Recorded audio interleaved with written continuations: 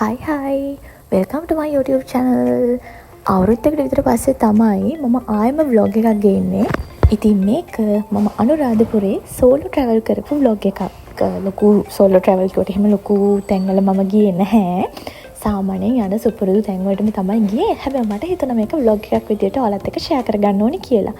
මොකද ගොඩ කාලෙකට පස්සේ මම අනුරාධපුරේ තනියම ඇවිද්දා යාළුවෙක්වත් නැතුව. ඉතින් මේ මම ගියේ වෙසක් පොය දවසේ මම සෝලෝ ට්‍රැවල් එකකට. ඒ කියන්නේ මම ඇවිද්දේ අනුරාධපුරේ වෙසක් පොය දවසේ නෙමෙයි, වෙසක් පොයට පස්සේ දවසේ. මොකද වෙසක් පොය දවසේ මාරම ක්‍රවුඩ් එකක් ඉන්නේ අනුරාධපුරේ. රොන්නසෑට යන්නවත් බෑ. මෙදා දවසේ ඉන්න ලොකුම හේතුව මම දාන පේෂන්ට් කෙනෙක් හිටියා හොස්පිටලයිස් වෙලා. ඉතින් එයාව බලන්න තමයි මං ආවේ. බඩගින්න ගිහින් වඳින්න බැරි නිසා මම රුවන්වැලිසෑය ළඟින් රොටි කාලා ප්ලේන් ටී එකක් බිව්වා. ඇත්තටම හරිම රසයි එතන කෑම. ඉතින් ඊට පස්සේ මම මලුත් අරගෙන ඒ මල් ගත්ත තැන කියන්න ඕනේ ස්පෙෂලි ඒ ආන්ටි මගේ පවර් බෑග් එකයි කේබල්ස් වගේක් මන් දීලා ගියා. ඒ එක හරිම පරිස්සමට මං එනකම්ම තියලා තිබුණා. රුවන්වැලිසෑයට එනවා කියන්නේ මගේ ජීවිතේ මම ලබන ලොකුම සතුට. ඒ කියන්නේ මට ඉඩක් ලැබෙන හැම වෙලාවකම දුකක් සතුටක් මොනවා හරි දෙයකට ආශිර්වාදයක් ගන්න ඕන මේ හැම වෙලාවකම ජීවිතේ මම යන්නේ රුවන්වැලිසෑයට. ඉතින් ඒක මගේ පුරුද්දක් වෙලා තියෙනවා. මට වෙලාවකට හිතෙනවා ඇයි මම අනුරාධපුරේ ඉපදුනේ නැත්තේ කියලා. ඉපදුන්නේ නැති වුණත් මම මාසෙකට සැරයක් මට පුළුවන් උපරිමයෙන්ම try කරනවා යන්න. ඉතින් පුදුමාකාර සැනසීමක්. යන කට්ටිය රුවන්වැලිසෑයට නිතර යන අය නිතර යන්න බැරි වුණත් ඉතින් හරි වඳින අය දන්නවා ඒ සැනසීම කොච්චරක්ද කියලා. ඇත්තටම වෙසක් පොය දවසේම තමයි මට යන්න ඕනුනේ රුවන්වැලිසෑයට. හැබැයි මගේ යාළුවොත් කිව්වා එදා යන්න එපා ක්‍රවුඩ් එක කියලා. කිව්වා වගේම ඇත්ත මං වෙලාවට ඊට පස්සේ දවසේ ආවේ. මොකද හරියම නිදහසේ මම වැන්දා පැය ගාණක් මං එතනට වෙලා හිටියා. මට කොච්චර වෙලාද කියලා මතක නැහැ. කොහොම හරි මං හිතන්නේ මේ වීඩියෝස් වල වෙලාව දවල් 12:10. ඔව් ඒ වගේ වෙලාව 12:10 වෙලාව. හරියටම ඉර මුදුන් වෙලා තියෙන්නේ. ඉතින් ඒත් රුවන්වැලිසෑයට ගියාට පස්සේ ඒන හුළඟ එතන තියෙන සැනසීමත් එක්ක වැස්ස නම් ඉතින් දැනෙනවා. හැබැයි ඉතින් අවුවක් කියන දේ මට නම් මෙච්චර කාලෙකට එහෙම ලොකුවට දැනෙලා නැහැ. සමහර විට ඒක හිත වෙන්නත් පුළුවන්. ඉතින් ඔයාලට පේන ඇති මේ හරියටම ඉර මුදුන් වෙච්ච වෙලාවේ තමයි රුවන්වැලිසෑය වටේම මම ඉතින් ඇවිදලා හරිම සැනසීමක්. ඒ දැනෙන සැනසීම මං හිතන්නේ නැහැ වෙන කිසිම දෙයකින් ගන්න පුළුවන් වෙයි කියලා. ඔයාලට මේ වීඩියෝ එකෙත් පේනවා ඇති. එහෙම එදා ලොකු ක්‍රවුඩ් එකක් හිටියේ නැහැ. මං හිතන්නේ දුර පළාත් වලින් ආපු අය එහෙම ගොඩක් එන්නේ පොය දවසටනේ. ඉතින් ඒ අය ගිහිල්ලා මෙදා දවසේ ඉන්නේ ඔය අනුරාධපුරේ යවට ඒ අය තමයි. මොකද එයාලා දන්නවනේ පොය දවසට යන්න බෑ ක්‍රවුඩ් එක කියලා. ඉතින් මම අලුත් පූජා කරලා ගොඩක් වෙලා වැඳලා රුවන්වැලිසෑයෙන් ආවා. නින්දක් අහලකවත් නැතුව ඇස් පියාගත්තේ යශෝදරා සිදුහත්තේ යන්නීට ඇරලා වුණාට සමහර විට සඳලු තලයට තුවගෙන ගිහින් ඉක්කි ගහන්න ඇති සිදුහත් නොපෙනී යනකම්ම. ආපහු හැරිලා නොබලපු නිසා සිදුහත්ට නොපෙනුනාට චන්නයි කන්තකයි දෙන්නම දකින්නති ඒ දරාගත්තු යසෝදරාවගේ පින්වන්ත මුහුණ. කුමාරයාගේ ආභරණ පපුවට තුරුළු කරගෙන හඬා වැටුණු චන්න පිරිමියෙක් වුණාට ඌල ගන්න ඇත්තෙත් සිහි කර කර යශෝදරා දේවියගේ උතුම් දරා ගැනීම. ඒ දරා ගැනීමට පොළව කුගුරලා අහස දෙතරලා කම්පා වෙනකොට ඒක හොඳටම දැනෙන්නේ නැත්තේ කන්තකට. කන්තකගේ ලය පැලුණ කිව්වට සමහර විට කන්තකගේ ලය පැලුනේ ආපහු ඇවිත් යශෝදරා දේවියගේ මූණ බලන්න බැරිකමටත් එක්ක වෙන්න ඇති. එදා යශෝදරාව රළු ආහාර වැළඳුවේ පණ්ඩු පාට ඇඳුම් වැන්දේ උඩු මහලෙන් බිමට නොබැස්සේ ලෝකෙ කාටවත්ම නොදෙවෙනිව ඒ පපුවේ තිබුණු අසීමිත ස්වාමි භක්තියට. අවුරුදු ගානකින් තමුන්ගේ ස්වාමියා බුද්ධ රාජ්‍ය දිනාගෙන එනකොට එතුමියටම දැනෙන්නේ නැති තමුන්ගේ දරා ගැනීම ශක්තිය. අන්න ඒකයි රාහුල කුමාරයාට නරසීහ ගාථා කිය ආඩම්බරෙන් පෙන්නුවේ වටින බුදුහිමිගේ පින්වන්ත මුහුණ. ලෝකෙම නිවන්න ඕනෙ නිසා යශෝදරා දරාගත්ත මිසක ඕනේ නම් තිබුණා සිදුවත්ගේ උණුහුමේ තනියම නිවෙන්න. එකම එක කඳුලක් හරි හෙළුවනං එදා යශෝද අපි යමු මගේ පවර් බෑන්ක් එක ඉල්ලගන්න. ඉතින් ඔයාලට පේනවා නේද? ඒ ආන්ටි මගේ පවර් බෑන්ක් එක හරිම පරිස්සමට තියලා ආයෙ මට රිටර්න් කරා. thank you so much aunty. මම යාට ඉතින් පින් දීලා ආවේ. vlog එකේ ආයෙ thank you කියන්න ඕනේ නැහැ. ඊට පස්සේ මං ආවා මගේ favorite අච්චාරු කන්න. වෙරළු එකක් ගත්තා. දැන් මම මේ පීර හොයන්නේ නෙල්ලි එකක් තියනවාද කියලා. bad luck. එදා නෙල්ලි තිබුණේ නැහැ.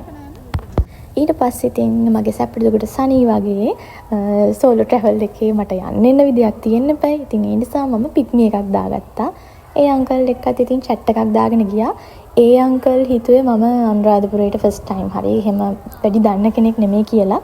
එයා ඉතින් වටපිටාවේ තියෙන දේවල් මට පෙන්න කිය මේ තියෙන්නේ අරක මේ තියෙන්නේ මේක කිය ගියා. ඇත්තටම ඉතින් හරිම හොඳ මිනිස්සු ටිකක් ඉන්නවා අනුරාධපුරේ. මම පර්සනලි දන්න 2014 වගේ ඉඳන් මම අනුරාධපුරේ ලොකු පිරිසක් මම ආශ්‍රය කරනවා. මට ගොඩක් යාළුවෝ ඉන්නවා අනුරාධපුරේ. මම හිතන්නේ මට ගාල්ලේ ඉන්න යාළුවන්ට වඩා මගේ අනුරාධපුරේ යාළුවෝ වැඩි. 20කට 20ක් 30ක් විතර ඉන්නවා. ඉතින් ඒ හැමෝටම thank you so much. අනුරාධපුරේ ආවා කියලා මැසේජ් එකක් දැම්මත් මට රිප්ලයි එකක් දානවා. සමහරු අපි හම්බ වෙනවා ඩේට් කරනවා.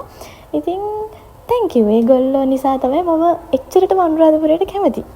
ඉතින් මේ පික්නි එක දාගෙන යන ගමන් මට ගොඩක් බඩගින්න හිටියේ. මොකද මේ වෙලාවේ මං හිතන්නේ දෙක පහු වෙලා වගේ ඇති.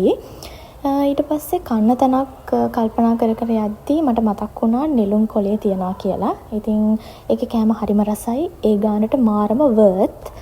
කෑම එකත් අරගෙන මම කෙලින්ම ගියේ නතර වෙලා හිටපු තැනට. යනකොට මගේ යාළුවෙක් ඇවිත් හිටියා. ඉතින් මාව බලන්න එයත් එක්ක කෑම එක කන්න ගත්තා. එයා ලන්ච් අරන් ඇවිත් තිබුණේ. චුට්ටයි කෑවේ.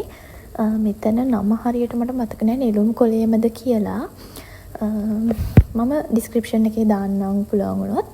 මෙතන කෑම මාරම රසයි. ඊට පස්සේ අනිත් පැත්තට ලෑස්තිලා මම යන්නේ අබේගිරියට. මොකද අබේගිරියත් මම ගොඩක් විශ්වාස කරන තැනක්. නිතර අබේගිරියට ඇවින්නේ නැහැ මොකද ටිකක් දුර නිසා. ඒ වුණාට මම මේ පාර හිතුවා ඊළඟ පාර આવත් යන්න බැරි වෙයි කියලා මේ ගමම්ම අබේගිරියත් වැඳලා යනවා කියලා.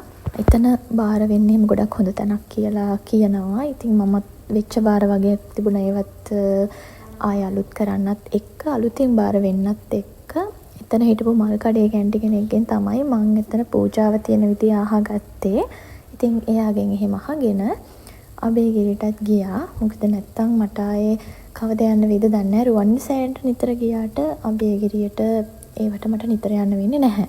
ඊට පස්සේ ආයෙම ගිහිල්ලා මම බස් එකක් බුක් කරලා තිබුණේ. ඉතින් පික්නික් එකක් දාගෙන ගියේ. මොකද බෑග් එක ලොකු නිසා මට බයික් එකක් දාගෙන යන්න බෑ ස්ටෑන්ඩ් එකට.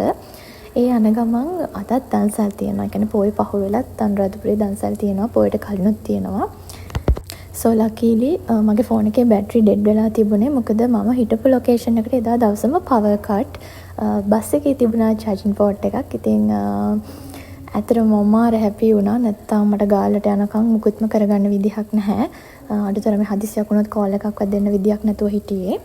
ඉතින් අනුරාධපුරයට ටටා බයි කියලා ආයෙම යනකම් කොහොමත් මම මේ vlog එක කරේ මැයි වල උනාට දැන් මම මේ vlog එක දාන්නේ ජුලයි වල. මම ජූන් වලත් 2 times ගියා අනුරාධපුරේ. එතකොට ජුලයි වලත් ආයේ යන්න බලාපොරොත්තු වෙනවා. ඉතින් ඒ වගේ මම කොහොමත් මාසෙකට සැරයක් යනවා. බට් මට මේක නිකමට අප්ලෝඩ් කරන්න හිතුණා. මෙච්චර අනුරාධපුරේ යන්නේකේ ඇයි මං මේ අනුරාධපුරේ vlog එකක් කරලා නැත්තේ කියලා. ඉතින් ඔන්න අනුරාධපුරේ චූටි vlog එකක් ගෙනාවා. ඉතින් වෙනතට පැය 3:00මාරෙන් කඩවතට යන ගමන පැය 5:00මාරක් විතර ගියා. මොකද ට්‍රැෆික් එක නිසා. ඉතින් එහෙනම් ටටා බයි. මගේ අනුරාධපුර මිනි vlog එක මෙතනින් ඉවරයි. ඉතින් මම දැන් ජොබ් එකයි බිස්නස් එකයි දේවල් ගොඩක් කරන නිසා චුට්ටක් බිසි වෙලා ඉන්නේ. ඉතින් පුළුවන් විදියට මගේ මෙමරිස් ටික මගේ YouTube එකට දාන්න ඕන නිසා මෙහෙම vlogs දානවා. ඉතින් ආයෙ vlog එකකින් හම්බ වෙනකන් පරිස්සමින් ඉන්න. ගිහින් එන්නම්. bye bye.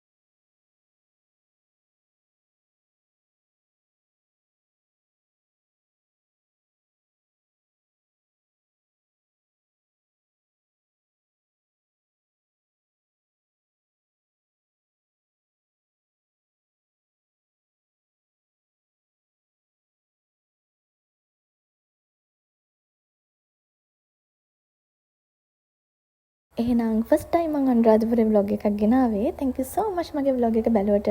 ආයෙම vlog එකකින් හම්බ වෙමු. bye bye.